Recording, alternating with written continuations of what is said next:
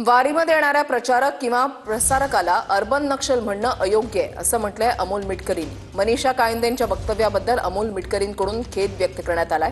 तुकोबांच्या पालखीमध्ये भिडे गुरुजी आणि धारकरी घुसले होते तेव्हा मनीषा कायंदे काही म्हटल्या नाहीत असं मिटकरींनी म्हटलंय। धारकरी आणि वारकऱ्यांची परंपरा कधीपासून सुरू झाली असा सवाल देखील मिटकरींनी उपस्थित केलाय।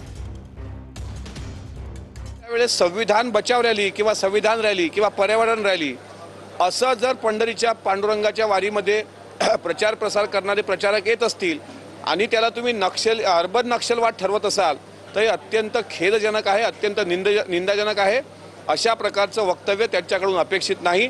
कोणीतरी एक संघटना त्यांना निवेदन देते आणि त्यावर ते सभागृहामध्ये जसं मांडतात। मला वारकरी म्हणून या गोष्टीचा मी खेद व्यक्त करतो।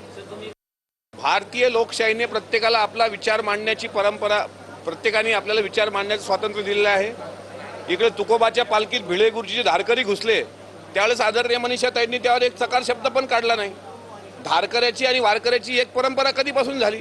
मागच्या वर्षी माऊलीच्या पालखीमध्ये नंग्या तलवारी चालवल्या गेल्या आणि जर काही ठिकाणी प्रबोधनाच्या माध्यमातून जर विज्ञानवादावर काही चर्चा होत असेल ते पथनाट्य न पाहता आपण हे कसं म्हणू शकतो की त्यांनी वारकरी संप्रदायाच्या विरोधात प्रचार प्रसार केलाय?